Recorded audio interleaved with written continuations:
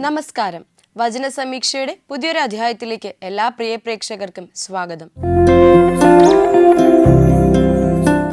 ഇന്നത്തെ വിചിന്തനത്തിനായുള്ള തിരുവചന ഭാഗം സദൃശവാക്യങ്ങൾ 24-ാം അധ്യായം 3-ാം വാക്യം.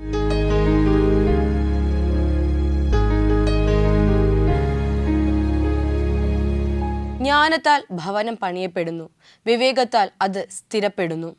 ഏറ്റവും പ്രിയമുള്ളവരെ, ഇവിടെ ജ്ഞാനത്താൽ പണിയപ്പെടുന്ന ഭവനമെന്ന് ഉദ്ദേശിക്കുന്നത് നമ്മുടെ ജീവിതം തന്നെയാണ്. ജ്ഞാനം എത്രയോ മഹത്വമാണ്, അല്ലെങ്കിൽ മഹനീയമാണ്. ജ്ഞാനമില്ലെങ്കിൽ ഒരുപക്ഷെ ജീവിതത്തിൽ മുന്നോട്ടുള്ള വഴികൾ പോലും നമ്മുടെ മുൻപിൽ കൊട്ടിയടയ്ക്കപ്പെടും. ദൈവത്തിൽ നിന്നും സ്വർഗത്തിൽ നിന്നും വരുന്ന ഹൃദയത്തിൻ്റെ അടിത്തട്ടിൽ നിന്നും നമുക്ക് ആർജിച്ചെടുക്കാൻ പറ്റുന്ന ജ്ഞാനമെന്ന വലിയ മഹനീയമായ മഹത്വമാർന്ന ആ സത്യത്തെ നമ്മുടെ ജീവിതത്തിലേക്ക് നമ്മൾ എപ്പോൾ ചേർത്ത് വെക്കുന്നുവോ അപ്പോൾ അവിടെ വളരെ ബലമുള്ള ഒരു ജീവിതമായിരിക്കും, ഭാവിയായിരിക്കും, പ്രത്യാശാഭരിതമായിട്ടുള്ള മുന്നോട്ടുള്ള വഴികളായിരിക്കും നമുക്ക് മുൻപിൽ തുറക്കപ്പെടുക.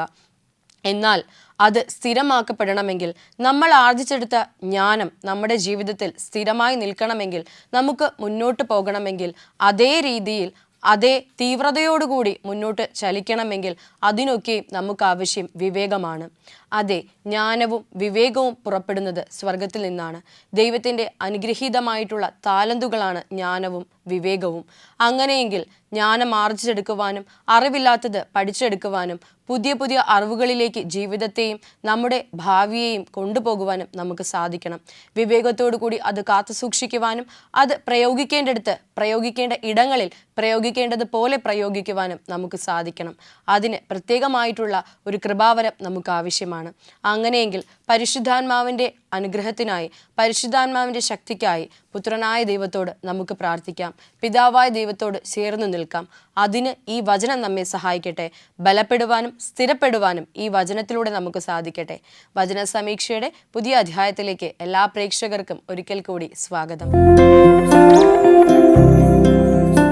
ഇന്ത്യയിൽ ഏറ്റവും പ്രഗത്ഭനായിട്ടുള്ള, ഇന്ത്യയെക്കുറിച്ച് നാം പഠിക്കുമ്പോൾ ചരിത്രത്തിലുടനീളം നമ്മൾ കാണുന്ന മുഗൾ സാമ്രാജ്യത്തിലെ വലിയ ഒരു രാജാവായിരുന്നു അക്ബർ.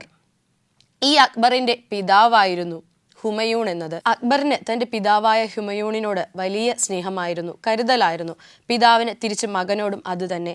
അങ്ങനെയിരിക്കെ ഒരു ദിവസം പിതാവ് തൻ്റെ പ്രിയപ്പെട്ട അക്ബറിന് ഒരു മോതിരം സമ്മാനമായി നൽകുകയാണ്. മോതിരം കിട്ടിയ പാടെ അത് തൻ്റെ നെഞ്ചോട് ചേർത്ത് വിരലിനോട് ചേർത്തിട്ടുകൊണ്ട് അക്ബർ ഇപ്രകാരം പറയുന്നുണ്ട്: എനിക്ക് എൻ്റെ ജീവിതത്തിൽ ഏറ്റവും വിലപ്പെട്ട സമ്മാനമായിരിക്കും ഒരു പക്ഷേ ഇത്. എൻ്റെ മരണം വരെയും ഞാനിത് എന്നോടൊപ്പം തന്നെ ചേർത്ത് സൂക്ഷിച്ചു കൊള്ളാമെന്ന്. ഇത് കേട്ട് പിതാവിനും വളരെയധികം സന്തോഷമാകുന്നു. എന്നാൽ നിർഭാഗ്യമെന്ന് പറയട്ടെ, അക്ബറിന് 14 വയസ്സ് പ്രായമാകുമ്പോൾ അദ്ദേഹത്തിൻ്റെ പിതാവ് മരണപ്പെടുകയാണ്. അങ്ങനെ ഹുമയൂണിൻ്റെ മരണത്തിന് ശേഷം രാജ്യത്തിൻ്റെ ഭരണം അക്ബർ ഏറ്റെടുക്കുന്നു.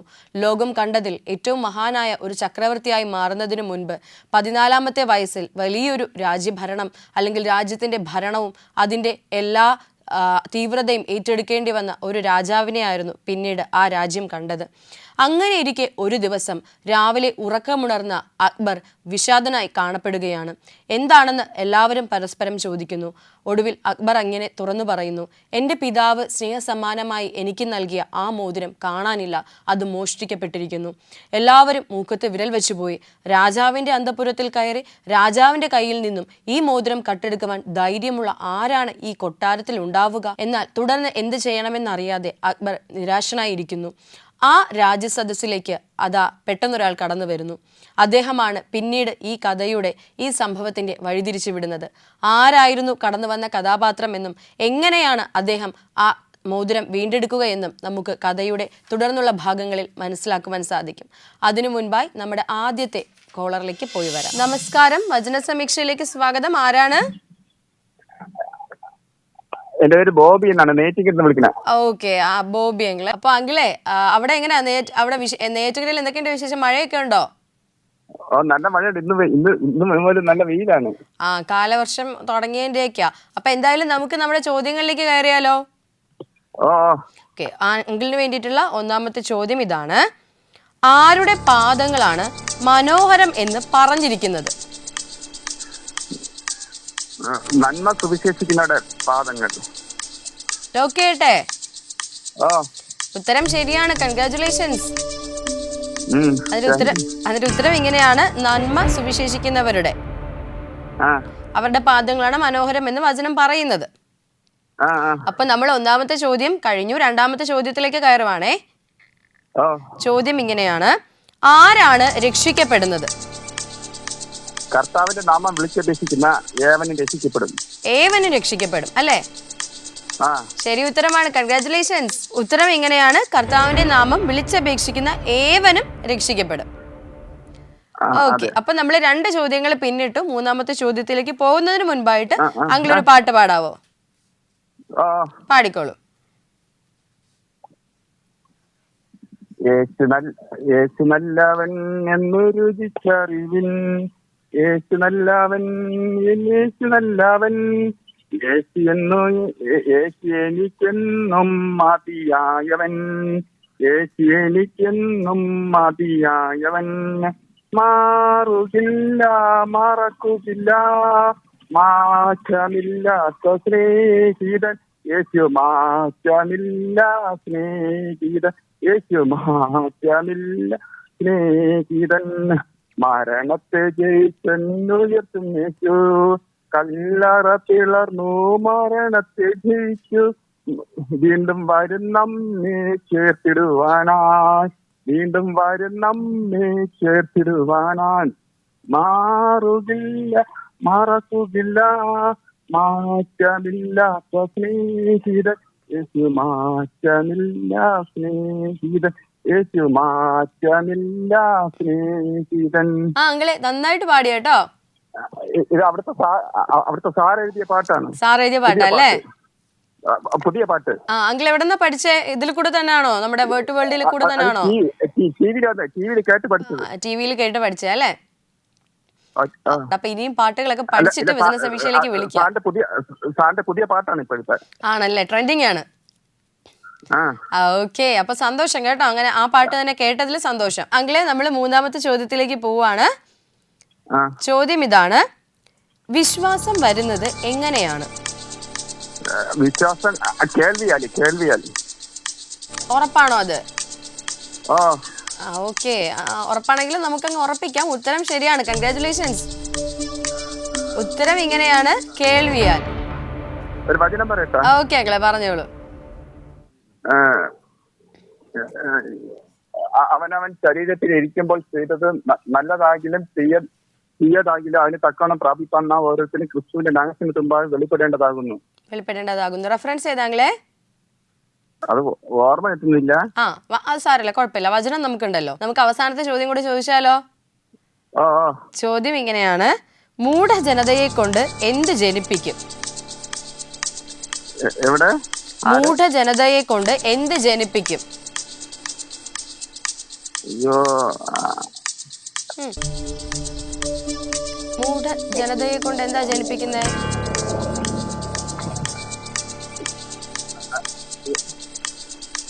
കോപം. സംശയമൊന്നുമില്ലല്ലോ? ഇല്ല. ഓക്കെ, അപ്പൊ നമുക്ക് ലോക്ക് ചെയ്യാം. ഉത്തരം ശരിയാണ്, കൺഗ്രാറ്റുലേഷൻസ്. ഉത്തരം ഇങ്ങനെയാണ്: കോപം. ഓക്കെ, അപ്പൊ അങ്ങനെയാണെങ്കിൽ 4 ചോദ്യങ്ങൾക്കും ശരി ഉത്തരം തന്നിട്ടുണ്ട്. നന്നായിട്ടൊരു പാട്ട് പാടിയിട്ടുണ്ട്, വചനം പങ്കുവച്ചിട്ടുണ്ട്. അങ്കിൾ ഹാപ്പി ആയില്ലേ? ഓക്കെ, അപ്പൊ ഇനിയും വചന സമീക്ഷയിലേക്ക് വിളിക്കാം കേട്ടോ. നെയ്യാറ്റിൻകരയിൽ നിന്നും ബോബി അങ്കിളായിരുന്നു നമ്മളോടൊപ്പം കോളിൽ ഉണ്ടായിരുന്നത്. അങ്കിൾ നന്നായിട്ടൊരു പാട്ടൊക്കെ പാടി വചനമൊക്കെ പങ്കുവച്ചു. അപ്പോൾ ഉത്തരങ്ങളെല്ലാം ശരിയാക്കിയിട്ടുണ്ട്. അങ്കിളിനും അങ്കിളിൻ്റെ കുടുംബത്തിനും എല്ലാ വിധത്തിലുള്ള ദൈവാനുഗ്രഹങ്ങളും ഉണ്ടാകട്ടെ എന്ന് പ്രാർത്ഥിക്കുന്നു, ആശംസിക്കുന്നു. നമുക്ക് നമ്മുടെ കഥയിലേക്ക് തന്നെ മടങ്ങി വരാം. കാണാതെ ആയ അല്ലെങ്കിൽ കാണാതെ പോയ മോതിരത്തിന് വേണ്ടി അക്ബർ എന്ന ചക്രവർത്തി രാജാവ് കൊട്ടാരത്തിലുള്ള എല്ലാ ആൾക്കാരിലേക്കും സംശയദൃഷ്ടിയോടെ തൻ്റെ കണ്ണുകൾ പായിക്കുന്നതായിട്ടാണ് പിന്നീട് എല്ലാവരും കണ്ടത്. പക്ഷേ എത്രയധികം പരിശ്രമിച്ചിട്ടും അദ്ദേഹത്തിന് ആ കള്ളനെ കണ്ടുപിടിക്കാനാകുന്നില്ല. വളരെയധികം നിരാശയോടുകൂടി തന്നെ അദ്ദേഹം തൻ്റെ മുറിയിലേക്ക് പോവുകയാണ്. എന്നാൽ ഇത് കേട്ടിട്ട്, ഈ വാർത്ത കേട്ടിട്ട് ബീർബൽ എന്ന മഹാരസികനായിട്ടുള്ള ബുദ്ധിമാനായിട്ടുള്ള അദ്ദേഹത്തിൻ്റെ പ്രിയപ്പെട്ട ആ വ്യക്തി ആ രാജകൊട്ടാരത്തിലേക്ക് കടന്നു വരികയാണ്. ബീർബൽ വന്ന ഉടനെ തന്നെ രാജാവിനെ അക്ബറിനെ മുഖം കാണിച്ചിട്ട് ഇങ്ങനെ ചോദിക്കുന്നുണ്ട്, താങ്കൾ വിഷമിക്കേണ്ട ആവശ്യമില്ല, താങ്കളുടെ പിതാവിൻ്റെ അത്രയും വിലപ്പെട്ട ആ സമ്മാനം തീർച്ചയായിട്ടും ഞാൻ തന്നെ താങ്കൾക്ക് കണ്ടുപിടിച്ച് തരുന്നതായിരിക്കും. അപ്പോൾ വളരെ വിഷമത്തോടെ അക്ബർ പറയുന്നുണ്ട്, താങ്കൾക്ക് ഇനി എങ്ങനെയാണ് കണ്ടുപിടിക്കുക? ഈ കൊട്ടാരത്തിൽ എത്രയോ പരിചാരകരുണ്ട്, എത്രയോ പേർ ദിനംപ്രതി വന്നു പോകുന്നുണ്ട്. ഇവരിൽ ആരാണ് എൻ്റെ ആ മോതിരം എടുത്തത് എന്നുള്ളത് എനിക്കിനിയും വ്യക്തമായിട്ടില്ല.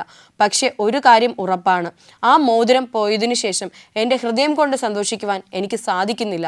രാജ്യകാര്യങ്ങളിൽ ചിന്താവിഷ്ടയോടെ അല്ലെങ്കിൽ ചിന്തകൾ പങ്കുവയ്ക്കുവാൻ എന്നെക്കൊണ്ട് സാധിക്കുന്നില്ല. ഞാൻ വളരെയധികം തളർന്നു പോകുന്നു. എൻ്റെ പിതാവ് എൻ്റെ ഒപ്പം ഉണ്ടായിരുന്നു എന്നുള്ളൊരു വിശ്വാസം എനിക്കുണ്ടായിരുന്നു. എന്നാൽ ആ ബോധ്യം എന്നിൽ നിന്നും പതിയെ നഷ്ടപ്പെട്ടുകൊണ്ടിരിക്കുകയാണ്. രാജാവിൻ്റെ ഈ അവസ്ഥ കണ്ട് ബീർബലിനും വളരെയധികം സങ്കടപ്പെടുന്നു. അദ്ദേഹം ഉറച്ചൊരു തീരുമാനമെടുക്കുന്നു, ഏതു രീതിക്കും ഈ മോതിരം മോഷ്ടിച്ച കള്ളനെ ഞാൻ കണ്ടുപിടിക്കും. അങ്ങനെ അതിൻ്റെ ഭാഗമായി കൊട്ടാരത്തിലെ എല്ലാ പടയാളികളെയും പരിചാരകരെയും കൊട്ടാരത്തിലെ എല്ലാ ഭൃത്യന്മാരെയും ബീർബൽ വിളിച്ചു വരുത്തുകയാണ്. രാജാവിനെ മധ്യസ്ഥനായി നിർത്തിക്കൊണ്ട്, രാജാവിനെ എല്ലാവരുടെയും നടുവിലേക്ക് ഇറക്കി നിർത്തിക്കൊണ്ട് ബീർബൽ ഇങ്ങനെ പറയുന്നു, മോതിരം മോഷ്ടിച്ച കള്ളനെ ഞാൻ കണ്ടുപിടിച്ചു. ആരാണ് ഈ കൂട്ടത്തിൽ ആ മോതിരം മോഷ്ടിച്ചതെന്നും എനിക്കറിയാം. എന്നാൽ ഈ നിമിഷം ഞാൻ പറയുന്നു, അയാൾ കുറ്റസമ്മതത്തോടുകൂടി മുന്നിലേക്ക് വരികയാണെങ്കിൽ ശിക്ഷ ഒഴിവാക്കും, അല്ലാത്ത പക്ഷം വളരെ കഠിനമായിട്ടുള്ള ശിക്ഷ നൽകുകയും ചെയ്യും. എല്ലാവരും പരസ്പരം നോക്കുന്നു, എങ്കിലും നിമിഷങ്ങൾ കഴിഞ്ഞിട്ടും ആരും മുന്നിലേക്ക് വരുന്നില്ല. ഉടനെ തന്നെ ബീർബൽ ഇങ്ങനെ പറയുന്നുണ്ട്, ഈ മോതിരം കട്ടെടുത്ത ആ മനുഷ്യൻ, ആ കള്ളന്റെ താടിയിൽ ഒരു വൈക്കോലിന്റെ തുമ്പിരിപ്പുണ്ട്. ആ തുമ്പോടുകൂടി ആരെയാണോ ഞാൻ വിരൽ ചൂണ്ടി കാണിക്കുന്നത് ആ മനുഷ്യനെ ഉടനെ ശിക്ഷിക്കുന്നതായിരിക്കും എന്നുള്ളത്. എന്നാൽ അത്ഭുതമെന്ന് പറയട്ടെ, പിന്നീട് നടന്ന കാര്യങ്ങൾ വളരെ വിചിത്രമായിരുന്നു. എന്തായിരിക്കും പിന്നീട് സംഭവിച്ചിട്ടുണ്ടാകുക? കഥയിലേക്ക് നമുക്ക് മടങ്ങി വരാം. അതിനു മുൻപായി രണ്ടാമത്തെ കോളിലേക്ക് പോകാം. നമസ്കാരം, വചന സമീക്ഷയിലേക്ക് സ്വാഗതം. ആരാണ്? മേഴ്സി കനക. മേഴ്സി ആന്റി എവിടെ നിന്ന് വിളിക്കുന്നു? ചെമ്പഴന്തി ഉദയഗിരിയിൽ നിന്ന്. ഓ, തിരുവനന്തപുരത്ത് ചെമ്പഴന്തി അല്ലേ? ഓക്കെ ആന്റി, വീട്ടിൽ ആരൊക്കെ ഉണ്ട് ആന്റി? എന്റെ വീട്ടിൽ ഇപ്പൊ ഞാനും അനിയത്തിയുടെ മോനാണ് എന്റെ കൂടെ നിക്കുന്നത്. Okay okay. അവൻ ജോലിയുണ്ട്, ജോലിക്ക് പോയിരിക്കണം. ജോലിക്ക് പോയിരിക്കുന്നു. അപ്പൊ ആന്റി തനിച്ചേ ഉള്ളൂ അല്ലേ വീട്ടില്? ഞാൻ തനിച്ചേ ഉള്ളു. കാര്യം ഇവിടെ അടുത്ത് തന്നെ അപ്പുറത്തും വീടൊക്കെ ഉണ്ട്. ഓക്കെ, അപ്പം കുഴപ്പമില്ല, സമയം പോകാനൊക്കെ ആൾക്കാരുണ്ട് ചുറ്റില്. ഓക്കെ ആന്റി, അപ്പൊ നമുക്ക് നമ്മുടെ വചന സമീക്ഷയിലെ ക്വസ്റ്റ്യൻസിലേക്ക് കയറിയാലോ? ചോദ്യം ഇതാണ്, ഒന്നാമത്തെ ചോദ്യം ഇതാണ്, ദൈവം യേശുവിനെ മരിച്ചവരിൽ നിന്നും ഉയർത്തെഴുന്നേൽപ്പിച്ചു എന്ന് എങ്ങനെ വിശ്വസിക്കണം? വായ് കൊണ്ട് ഏറ്റു പറയുകയും ദൈവം അവനെ മരിച്ചവരിൽ നിന്ന് ഉയർത്തെഴുന്നേൽപ്പിച്ചു ഹൃദയം കൊണ്ട് വിശ്വസിക്കുകയും ചെയ്യണം. ശരി ഉത്തരമാണ്, കൺഗ്രാറ്റുലേഷൻസ്. ഉത്തരം ഇങ്ങനെയാണ്, ഹൃദയം കൊണ്ട് വിശ്വസിക്കണം. നമ്മൾ വിശ്വസിക്കുമ്പോ ഹൃദയം കൊണ്ടല്ലാണ്ട് ചുമ്മാ വാക്കുകൊണ്ട് വിശ്വസിച്ചിട്ട് കാര്യമില്ലല്ലോ.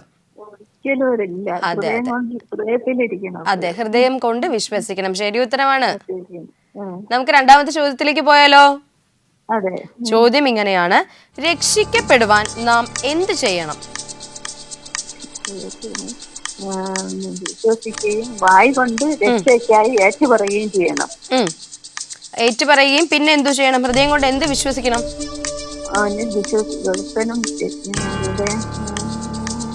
ഹൃദയം കൊണ്ട് നീതിക്കായി വിശ്വസിക്കുകയും വായ് കൊണ്ട് രക്ഷയ്ക്കായി ഏറ്റുപറയുകയും ചെയ്യും. ഓക്കെ, അപ്പോ എനിക്കൊന്ന് ബൈബിളിലെ ബൈബിൾ മാറുന്നതനുസരിച്ച് വേർഡിങ്സിൽ ചെറിയ മാറ്റം ഉണ്ടാകുവേ. ഓക്കെ ഓക്കെ, അപ്പോ അത് ഉത്തരം ശരിയാണ്. നമുക്കപ്പോ അതിന്റെ ഉത്തരം ഇവിടുത്തെ ബൈബിൾ പ്രകാരം ഉള്ളത് എങ്ങനെയാന്ന് കേൾക്കാം. യേശുവിനെ കർത്താവ് എന്ന് വായ് കൊണ്ട് ഏറ്റു പറയുകയും ദൈവം അവനെ മരിച്ചവരിൽ നിന്ന് ഉയർത്തെഴുന്നേൽപ്പിച്ചു എന്ന് ഹൃദയം കൊണ്ട് വിശ്വസിക്കുകയും വേണം. ഓക്കെ, അപ്പൊ രണ്ട് ചോദ്യങ്ങൾക്ക് ശരി ഉത്തരം നൽകിയിട്ടുണ്ട്. സന്തോഷമായില്ലേ? ഓക്കെ, നമുക്ക് മൂന്നാമത്തെ ചോദ്യത്തിലേക്ക് പോകാം. അതിനു മുൻപായിട്ട് ആന്റിക്ക് ഇഷ്ടപ്പെട്ട ഒരു വചനം പങ്കുവെക്കാവോ? ഒരു വചനം, ഏതെങ്കിലും ഒരു വചനം. ഞാൻ എപ്പോഴും പറയണ, യഹോവ എന്റെ ഇടയിലാണെന്ന് എനിക്ക് മുട്ടുണ്ടാകുകയില്ല. അതാണ് ഏറ്റവും പച്ചയായ പുൽപ്പുറങ്ങളിൽ അവൻ എന്നെ കിടത്തുന്നു. ആ സങ്കീർത്തനം മുഴുവനും കാണാതെ അറിയാം. 23-ാം സങ്കീർത്തനം അല്ലേ? അതെ, 23-ാം. ഓക്കെ ഓക്കെ ഓക്കെ ആന്റി, അപ്പൊ അതുപോലെ തന്നെ ജീവിതത്തിൽ ഒരിക്കലും മുട്ടുണ്ടാകാതിരിക്കട്ടെ കേട്ടോ, ഞങ്ങളും പ്രാർത്ഥിച്ചോളാം. ഓക്കെ ആന്റി, നമുക്ക് മൂന്നാമത്തെ ചോദ്യത്തിലേക്ക് പോയാലോ? ചോദ്യം ഇതാണ്, ഹൃദയം കൊണ്ട് വിശ്വസിക്കുന്നത് എന്തിനാണ്? രക്ഷയ്ക്കായി. ഒന്നും കൂടെ വായ് കൊണ്ട് ഒന്ന് നോക്കിക്കാൻഡി. നീതിക്കായി, യേശുവിനെ നീതിക്കായി കർത്താവ് എന്ന് ഹൃദയം കൊണ്ട് വിശ്വസിക്കുന്നത് എന്തിനാണ്? ഹൃദയം കൊണ്ട്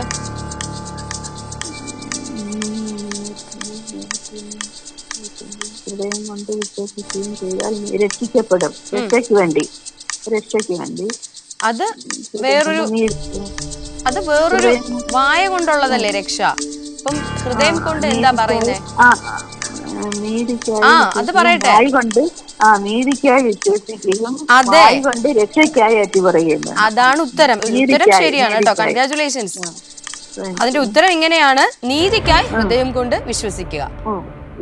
നീതിക്കായി എന്നുള്ളതാണ് ശരി ഉത്തരം. അപ്പൊ നമ്മള് 3 ചോദ്യങ്ങൾ പിന്നിട്ടിട്ടുണ്ട്. നമുക്ക് അവസാനത്തെ ചോദ്യത്തിലേക്ക് പോകാം. അതിനു മുൻപായിട്ട് ആന്റി പാട്ടൊക്കെ പാടാറുണ്ടോ? ചെറുതായിട്ടുള്ള പാട്ട് മതി നമുക്ക്. ഒരു പാട്ട് പാടാവോ? പാടിക്കോളൂ. ഞാൻ കീർത്തന പുസ്തകത്തിലുള്ള ഒരു പാട്ട് പാടാം. പാടിക്കോളൂ. ഉത്തരം നൽകുന്നോനെ, നിന്റെ സന്നിധിയിൽ ഞാൻ വരുന്നേ. അനുഗ്രഹ ഭണ്ഡാരത്തിൻ വാതിൽ തുറക്കേണമേ. കേൾക്കണേ എൻ പ്രാർത്ഥന, നൽകണേ എൻ യാചന. ഇത് നമ്മള് പ്രാർത്ഥനയ്ക്കൊക്കെ പാടുന്നയാ. നല്ല പാട്ടാ. അതെ അതെ, ഭയങ്കര ഫെമിലിയർ ആയിട്ടുള്ള പാട്ടാ. ഓക്കെ, അപ്പൊ സന്തോഷം കേട്ടോ. പാടാൻ പറഞ്ഞപ്പോ ഉടനെ തന്നെ പാടിയല്ലോ. നമുക്ക് ലാസ്റ്റത്തെ ചോദ്യത്തിലേക്ക് പോയാലോ? ചോദ്യം ഇങ്ങനെയാണ്: യേശുവിനെ കർത്താവ് എന്ന് വായ കൊണ്ട് ഏറ്റു പറയുന്നത് എന്തിനായിട്ടാണ്? രക്ഷയ്ക്കായി. സോ സിമ്പിൾ അല്ലേ? നേരത്തെ പറഞ്ഞായിരുന്നു ഉത്തരം ഒന്ന് തെറ്റിത്തിരിഞ്ഞ്. വളരെ കൃത്യമായിട്ടുള്ള ശരി ഉത്തരമാണ്. കൺഗ്രാറ്റുലേഷൻസ്. ഉത്തരം ഇങ്ങനെയാണ്: രക്ഷയ്ക്കായി. അപ്പൊ ആന്റി, നമ്മള് 4 ചോദ്യങ്ങൾ കംപ്ലീറ്റ് ചെയ്തിട്ടുണ്ട്. അതെ അതെ. അപ്പൊ നന്നായിട്ട് ഒരു പാട്ട് പാടി വചനമൊക്കെ പങ്കുവെച്ചു. ആന്റി ഹാപ്പി അല്ലേ? ഓക്കെ ആന്റി, അപ്പൊ ഇനി വചന സമീക്ഷയിലേക്ക് വിളിക്കാം കേട്ടോ. Okay aunty, thank you so much. ചെമ്പഴന്തിയിൽ നിന്നും മേഴ്സി ആന്റി ആയിരുന്നു നമ്മളോടൊപ്പം ഉണ്ടായിരുന്നത്. വളരെ സന്തോഷത്തോടു കൂടി നമ്മളോട് സംസാരിച്ചു. ഒപ്പം ചെറുതായിട്ടുള്ള രീതിക്ക് ജീവിത അനുഭവങ്ങളൊക്കെ ഒന്ന് പങ്കുവെക്കുകയും ചെയ്തിട്ടുണ്ടായിരുന്നു. തീർച്ചയായിട്ടും അമ്മയ്ക്കും അമ്മയുടെ കൂടെ താമസിക്കുന്ന ആ മകനും ദൈവം എല്ലാ അനുഗ്രഹങ്ങളും നൽകട്ടെ എന്ന് പ്രാർത്ഥിക്കുകയാണ്, ആശംസിക്കുകയാണ്. നമുക്ക് നമ്മുടെ കഥയിലേക്ക് മടങ്ങി വരാം. ആ കൊട്ടാരത്തിൽ എല്ലാവരെയും വിളിച്ചു നിർത്തി ബീർബൽ ഇങ്ങനെ പറഞ്ഞു അല്ലേ? ബീർബൽ ഇങ്ങനെയാണ് പറയുന്നത്: മോതിരം മോഷ്ടിച്ച ആളുടെ താടിയുടെ മീശത്തുമ്പിലായിട്ട് ഒരു വൈക്കോലിൻ്റെ തുമ്പ് ഇരിപ്പുണ്ട്. എന്നാൽ കുറച്ച് കഴിഞ്ഞതിന് ശേഷം വളരെ വിചിത്രമായ ഒരു കാര്യം സംഭവിച്ചു എന്ന് പറഞ്ഞു അല്ലേ? ബീർബൽ എല്ലാവരെയും നോക്കി സൂക്ഷ്മതയോടുകൂടി നോക്കിയിട്ട് രാജാവിനോട് ഇങ്ങനെ പറയുന്നു: ഞാൻ വിരൽ ചൂണ്ടുന്നവനാണ് മോഷ്ടാവ്. അവനാണ് അങ്ങയുടെ മോതിരം മോഷ്ടിച്ചിട്ടുള്ളത്, കട്ടെടുത്തത്. രാജാവ് ആശ്ചര്യത്തോടുകൂടി ബീർബലിന്റെ മുഖത്തേക്ക് ഉറ്റുനോക്കുന്നു. ആരെയായിരിക്കും ഇയാൾ വിരൽ ചൂണ്ടാൻ പോവുക? ബീർബൽ മറ്റൊന്നും ചിന്തിക്കാതെ തൻ്റെ മുൻപിൽ ഏറ്റവും പിന്നിലത്തെ നിരയിലായി 3ാമതായി നിന്ന മനുഷ്യനിലേക്ക് വിരൽ ചൂണ്ടുന്നു. രാജാവ് അത്ഭുതത്തോടെ നോക്കുന്നു. ഇത്രയും ആളുകൾക്കിടയിൽ എങ്ങനെയാണ് ആ മനുഷ്യനാണ് കള്ളനെന്ന് കണ്ടുപിടിച്ചത്? ഉടനെ തന്നെ ബീർബൽ അയാളോട് മുന്നിലേക്ക് വരാൻ ആവശ്യപ്പെടുന്നു. അയാൾ ആ നിമിഷം പൊട്ടിക്കരഞ്ഞുകൊണ്ട് തൻ്റെ കുറ്റമേറ്റു പറഞ്ഞുകൊണ്ട് ആ മോതിരം രാജാവിന് തിരികെ കൈമാറുന്നു. രാജാവ് ബീർബലിനോട് ഇപ്രകാരം ചോദിക്കുന്നു: എങ്ങനെയാണ് താങ്കൾ കണ്ടുപിടിച്ചത്? അപ്പോൾ ബീർബൽ ഇങ്ങനെ പറയുന്നു: ഇത് കണ്ടുപിടിക്കുവാൻ വലിയ ബുദ്ധിയൊന്നും വേണ്ട രാജൻ. ഞാൻ ആദ്യത്തെ തവണ അവർക്കൊരു അവസരം കൊടുത്തപ്പോൾ കുറ്റബോധത്തിൻ്റെ ലവലേശം പോലും ലാഞ്ചനയില്ലാതെ അയാൾ മുന്നിലേക്ക് വന്നില്ല. എന്നാൽ രണ്ടാമത് ഇത് മോഷ്ടിച്ചവൻ്റെ താടിത്തുമ്പിലായിട്ട് വൈക്കോലിൻ്റെ തുമ്പിരിപ്പുണ്ട്, അത് വെച്ച് ഞാൻ കണ്ടുപിടിക്കുമെന്ന് പറഞ്ഞപ്പോൾ ഇയാൾ മറ്റാരും കാണാതെ സ്വന്തം താടി തടവി നോക്കിയിരുന്നു. 1-2 തവണ അത് അവിടെ തടവി നോക്കി. അവിടെ വൈക്കോലിൻ്റെയോ മറ്റൊന്നിൻ്റെയോ അവശിഷ്ടങ്ങളില്ല എന്ന് അയാൾ ഉറപ്പിക്കുകയും ചെയ്തിരുന്നു. മറ്റാരും തങ്ങളുടെ താടിത്തുമ്പിൽ ഇങ്ങനെ തൊട്ടിട്ടില്ല. ഇത് കേട്ട് രാജാവ് അത്ഭുതത്തോടെ ബീർബലിനെ നോക്കി നന്ദി പറയുകയാണ്. ആ തെറ്റ് ചെയ്ത മോഷ്ടാവിനെ ആകട്ടെ കാരാഗൃഹത്തിലേക്കും അയക്കുകയാണ്. ഏറ്റവും പ്രിയമുള്ളവരെ, നമ്മുടെ ജീവിതവുമായി ഈ കഥയ്ക്ക് എന്ത് ബന്ധമാണ് എന്നുള്ളതല്ലേ? കഥയിലേക്ക്, അതിൻ്റെ അവസാന ഭാഗത്തിലേക്ക്, സന്ദേശത്തിലേക്ക് നമുക്ക് മടങ്ങി വരാം. അതിനു മുൻപായി നമ്മുടെ അവസാനത്തെ കോളറിലേക്ക് നമുക്ക് പോകാം. നമസ്കാരം, വചന സമീക്ഷയിലേക്ക് സ്വാഗതം. ആരാണ്? സലീല ആന്റി, എവിടെ നിന്ന് വിളിക്കുന്നു? കവടിയാർ, തിരുവനന്തപുരത്ത് അല്ലേ? അതെ. ഓക്കെ ആന്റി, വീട്ടിലാരൊക്കെ ഉണ്ട്? വീട്ടില് എന്റെ കൊച്ചുമകനും കുടുംബവും എല്ലാരും ഉണ്ടല്ലേ? ആ. ഓക്കെ, സുഖമായിട്ടിരിക്കുന്നു എല്ലാരും? ഹലോ ആന്റി, കേൾക്കുന്നുണ്ടോ? കേൾക്കാം. ഓക്കെ ആന്റി, അപ്പൊ നമുക്ക് നമ്മുടെ ചോദ്യങ്ങളിലേക്ക് കയറിയാലോ? ആ. ആന്റിക്ക് വേണ്ടിയിട്ടുള്ള ഒന്നാമത്തെ ചോദ്യം ഇതാണ്: പൗലോസ് ഏത് ഗോത്രക്കാരനാണ്? പൗലോസ് ബെന്യാമീൻ ഗോത്രക്കാർ. ലോക്കേട്ടെ, ആ. ഉത്തരം ശരിയാണ്, കൺഗ്രാറ്റുലേഷൻസ്. ആ. ഉത്തരം ഇങ്ങനെയാണ്, ബെന്യാമിൻ. ആ. രണ്ടാമത്തെ ചോദ്യം: ദൈവം മുൻകൂട്ടി അറിഞ്ഞിരിക്കുന്ന ജനം ഏതാണ്?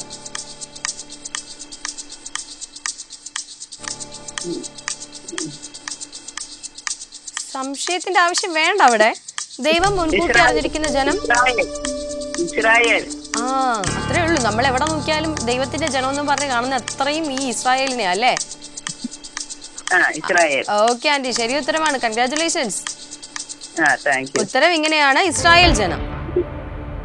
ഓക്കെ, അപ്പൊ നമ്മൾ 2 ചോദ്യങ്ങൾ കംപ്ലീറ്റ് ചെയ്തു. മൂന്നാമത്തെ ചോദ്യത്തിലേക്ക് നമുക്ക് പോകുന്നതിന് മുൻപായിട്ട് ആന്റി ഒരു വചനം പങ്കുവെക്കാവോ? ഒരു വചനം പങ്കുവെക്കാവോ നമ്മുടെ പ്രേക്ഷകരുമായിട്ട്? വചനം? അതെ. ഞാൻ നിന്നെ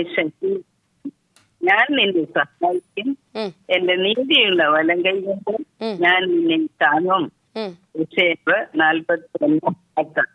ഓക്കെ, ആ താങ്കളൊക്കെ ജീവിതത്തിൽ കിട്ടട്ടെ കേട്ടോ. അതിന്റെ ആ ഉറപ്പിലാണ് ഞാൻ ഇന്ന് നിൽക്കുന്നത്. എന്ത് നിലനിൽക്കുന്നേ അല്ലേ? അതെ. ആ, വലിയ അനുഗ്രഹങ്ങൾ ഉണ്ടാകട്ടെ ഇനിയും. അതെ. നമുക്ക് മൂന്നാമത്തെ ചോദ്യത്തിലേക്ക് കയറിയാലോ? ആ. ചോദ്യം ഇങ്ങനെയാണ്: അബ്രഹാമിന്റെ സന്തതിയിൽ ബെന്യാമിൻ ഗോത്രത്തിൽ ജനിച്ചവനാണ് താൻ എന്ന് പറഞ്ഞ വ്യക്തി ആരാണ്? സംശയമൊന്നുമില്ല, പൗലോസ്. ഇങ്ങനെ ഭയങ്കര പരിചിതമായിട്ടുള്ളത് പോലെ ചോദ്യം ചോദിച്ചപ്പോ അത് പൗലോസ്. ഓക്കെ, അപ്പൊ എന്തായാലും ഉത്തരം ശരിയാട്ടോ, കൺഗ്രാറ്റുലേഷൻസ്. അതിന്റെ ഉത്തരം ഇങ്ങനെയാണ്, പൗലോസ്. ഇനി നമുക്ക് ഒരു ചോദ്യം കൂടെ അവശേഷിക്കുന്നുള്ളൂ. ആ ചോദ്യത്തിന് മുന്നേ ഞാൻ വേറൊരു കാര്യം ചോദിക്കട്ടെ. ബൈബിളിൽ ഏറ്റവും ഇഷ്ടപ്പെട്ട മീൻസ് എഴുത്തുകാരനാരാ? ബൈബിൾ എഴുതിയിരിക്കുന്നതിൽ ഏറ്റവും ഇഷ്ടപ്പെട്ടത് ആരുടെ ഭാഗമാ? ഏറ്റവും ഇഷ്ടപ്പെട്ട ബൈബിളിൽ സുവിശേഷകന്മാരോ പ്രവാചകന്മാരോ ആരുടെ എഴുത്താ ഇഷ്ടമുള്ളേ? എല്ലാവരും ഇഷ്ടം തന്നെ. എന്നാലും ഞാൻ ഇഷ്ടപ്പെടുന്നു. ആരെ? പഴയ നിയമത്തിലെ ജോസഫ് എന്ന കഥാപാത്രത്തെ ഇഷ്ടമാണ് അല്ലെ? അതിനെന്താ കാരണം? യാക്കോബിന്റെ 12 മക്കളിൽ ഇളയവൻ യോസേഫ്. ഓക്കെ, പ്രത്യേകിച്ച് എന്തെങ്കിലും കാരണം? മീൻസ് ദൈവത്തോട് അടുത്ത് നിന്നത് കൊണ്ടാണോ? യോസേഫ് അത്രമാത്രം എത്രത്തോളം നിന്ദിക്കോ അതിന് യാതൊരു പ്രതികരണവുമില്ലാതെ, ശത്രുതാ മനോഭാവമില്ലാതെ, ഒടുവിൽ വളരെ സ്നേഹത്തിനോട് പെരുമാറും, എല്ലാം ക്ഷമിക്കും, എല്ലാം സഹിക്കും. അതുകൊണ്ട് ദീർഘക്ഷമയുള്ളവനായിരുന്നതുകൊണ്ട് അവനെ ദൈവം ഉയർത്തി. എല്ലാ ഫീൽഡിലും പോയ സ്ഥലം പൊട്ടക്കുഴിയായാലും പൊട്ടക്കുഴിയിൽ നിന്നായിട്ട് അടുത്ത് ഫറവോന്റെ അടുക്കലായിരുന്നാലും പിന്നീട് പൊത്തിഫറിന്റെ വീട്ടിലായാലും എല്ലാ സ്ഥലത്തും പരിശ്രമങ്ങളാണ് നേരിട്ടത്. ഉയർത്തി. എങ്കിലും ദൈവം അവനെ ഉയർത്തി മന്ത്രിപദത്തിലേക്ക് കൊണ്ടുവന്നു. അവസാനം തെറ്റക്കാരൻ സ്വപ്നത്തിൽ കളിയാക്കിയ സന്ദർഭങ്ങൾ വന്ന് മുട്ടുമടക്കേണ്ടി വന്നു. ഇനി അത് മാത്രമല്ല, അവസാനമായിട്ട് ദൈവത്തിന്റെ വിശ്വാസമാണ് നമ്മൾ കാണുന്നത്. മരണ സമയത്ത് ഇരുന്നത്, നിങ്ങൾ ഇവിടെ നിന്ന് പോകും, നിങ്ങൾ ഇവിടെ നിന്ന് കനാനിലേക്ക് പോകും. അതാണ് ദൈവത്തിന്റെ വിശ്വാസം. അന്നേരം എന്റെ അസ്ഥികളെങ്കിലും കൊണ്ടുപോകണം. അതായത് മിസ്രയീമിൽ അവന്റെ അസ്ഥികൾ കിടക്കേണ്ട കാര്യമില്ല, കനാനിൽ തന്നെ കൊണ്ടുപോകണം എന്നതാണ്. എന്റെ പൂർവ്വവിദഗ്ധന്റെ അടുക്കൽ തന്നെ എന്റെ അസ്ഥികളെ നടത്തണം. അത്രത്തോളം ഒരു വിശ്വാസ വീരനായിരുന്നു. സഹനശക്തി, ക്ഷമ, സ്നേഹം. ദീർഘക്ഷമ, അതെ. സ്നേഹം ആ. എല്ലാം ഉണ്ടായിരുന്നു. വിശ്വാസവീരനുമായിരുന്നു. ഓക്കെ. എബ്രായ ലേഖനത്തിൽ 11 അധ്യായത്തിൽ കേൾക്കുമ്പോൾ വിശ്വാസ വീരന്മാരുടെ പട്ടികയിൽ യോസേഫും വന്നിട്ടുണ്ട്. അപ്പോൾ ജോസഫിനെ കുറിച്ച് വളരെ വ്യക്തമായിട്ട് ദീർഘമായിട്ട് അല്ലെങ്കിൽ ആഴത്തിലുള്ള ഒരു കാഴ്ചപ്പാടുണ്ടല്ലേ? വളരെ നല്ല രസമുണ്ടായിരുന്നു കേട്ടോ കേൾക്കാൻ. ഓക്കെ, ഇതേ രസത്തില്, ഇതേ സന്തോഷത്തില്, ഇതേ സ്നേഹത്തില് നമുക്ക് അവസാനത്തെ ചോദ്യത്തിലേക്ക് പോയാലോ? ചോദ്യം ഇതാണ്: ദൈവം മുൻകൂട്ടി അറിഞ്ഞിരിക്കുന്ന തന്റെ ജനത്തോട് ഇത് ചെയ്തില്ല, ഏത്?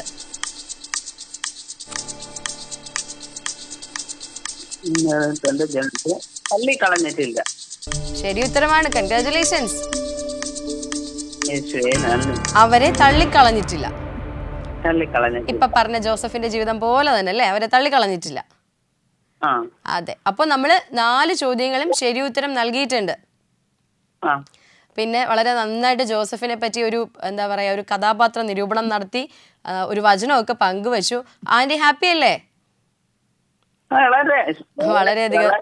വളരെയധികം. ഓക്കെ. അപ്പൊ ആന്റി ഇനിയും വചന സമീക്ഷയിലേക്ക് വിളിക്കാം കേട്ടോ. തിരുവനന്തപുരത്ത് കവടിയാറ് നിന്നും നമ്മുടെ സലീല ആന്റി ആയിരുന്നു നമ്മളോടൊപ്പം കോളിൽ ഉണ്ടായിരുന്നത്. വളരെ നന്നായിട്ട് നമ്മളോട് സംസാരിക്കുകയും ഇടപഴകുകയും ഒക്കെ ചെയ്തു. ഈശോ എല്ലാ അനുഗ്രഹങ്ങളും ആന്റിക്കും ആന്റിയുടെ കുടുംബത്തിനും നൽകട്ടെ എന്ന് ആത്മാർത്ഥമായിട്ട് പ്രാർത്ഥിക്കുന്നു. ഒരിക്കലും തള്ളിപ്പറയാനോ തള്ളിക്കളയാനോ കഴിയാത്ത വിധം ദൈവവുമായിട്ട് അത്രയും ചേർന്ന് നിൽക്കുവാൻ ആ കുടുംബത്തെ ദൈവം തിരഞ്ഞെടുക്കട്ടെ എന്ന് ആത്മാർത്ഥമായിട്ട് പ്രാർത്ഥിക്കുന്നു. നമുക്ക് നമ്മുടെ കഥയുടെ അന്ത്യത്തിലേക്ക്, നമ്മുടെ ഇന്നത്തെ അധ്യായത്തിൻ്റെ അന്ത്യത്തിലേക്ക് മടങ്ങി വരാം. നമ്മൾ പറഞ്ഞവസാനിപ്പിച്ചത് അക്ബറിൻ്റെ മോതിരം തിരിച്ചെടുത്ത് കൊടുത്ത ബീർബലിനെ പറ്റിയായിരുന്നു. ഏറ്റവും പ്രിയമുള്ളവരെ, നമ്മുടെയൊക്കെ ജീവിതത്തിലും പലപ്പോഴും പലതും നഷ്ടപ്പെട്ടു പോകാറുണ്ട്. എന്തിനേറെ പറയുന്നു, വചനത്തിൽ പോലും കാണാതെ പോയ നാണയത്തെക്കുറിച്ചും കാണാതെ പോയ ആടിനെക്കുറിച്ചും ഒക്കെ പറയുന്നുണ്ട്. നമ്മുടെ ജീവിതങ്ങളിലും ഇതുപോലുള്ള ചില നഷ്ടപ്പെടലുകൾ ഉണ്ടാകാറുണ്ട്.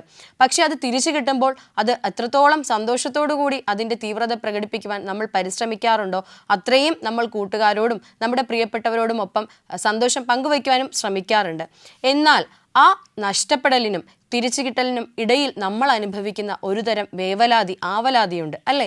കിട്ടുമോ ഇല്ലയോ എന്നറിയാതെ നമുക്ക് ഏറ്റവും പ്രിയപ്പെട്ടതിനെ നഷ്ടമാകുമ്പോൾ മുന്നിലേക്ക് ഇനി എന്ത് എന്നറിയാതെ നമ്മൾ നിന്നു പോകുന്ന പല സാഹചര്യങ്ങളും നമ്മുടെ ജീവിതത്തിൽ ഉണ്ടായിട്ടുണ്ട്, ഇനിയും ഉണ്ടാകാം. എന്നാൽ ഇതിനെല്ലാം അപ്പുറം, ആ ശവക്കല്ലറയ്ക്കപ്പുറം വലിയ പ്രത്യാശയുടെ വെളിച്ചമുണ്ടെന്ന് നമുക്ക് കാട്ടിത്തന്നവനാണ് ഈശോ, നമ്മുടെ ദൈവം. അങ്ങനെയെങ്കിൽ എല്ലാ വിഷമങ്ങൾക്കും വേദനകൾക്കും വെല്ലുവിളികൾക്കും അപ്പുറം പ്രത്യാശയോടുകൂടി ജീവിതത്തെ നേരിടുവാൻ, ജീവിതത്തെ കാണുവാൻ, നഷ്ടപ്പെടലിന് ശേഷം പുതിയൊരു തിരിച്ചെടുപ്പിൻ്റെ അല്ലെങ്കിൽ വീണ്ടെടുക്കലിൻ്റെ പാതയുണ്ടെന്ന് വിശ്വസിക്കുവാൻ നമുക്ക് സാധിക്കണം. അതിന് ഈ കഥ നമ്മെ പ്രോത്സാഹിപ്പിക്കുന്നുണ്ട്, നമ്മെ പിന്തുണയ്ക്കുന്നുണ്ട്. നഷ്ടപ്പെട്ടു പോയതിൽ നിന്നും തിരിച്ചുവരവിൻ്റെ പാതയിലേക്ക് കടന്നു വരുവാൻ നമുക്ക് സാധിക്കട്ടെ. അതിന് ഈ കഥ നമ്മെ സഹായിക്കട്ടെ. വചന സമീക്ഷയുടെ ഈ അധ്യായം ഇവിടെ പൂർണ്ണമാകുന്നു. പുതിയൊരു അധ്യായത്തിൽ നമുക്ക് വീണ്ടും കണ്ടുമുട്ടാം. നന്ദി, നമസ്കാരം.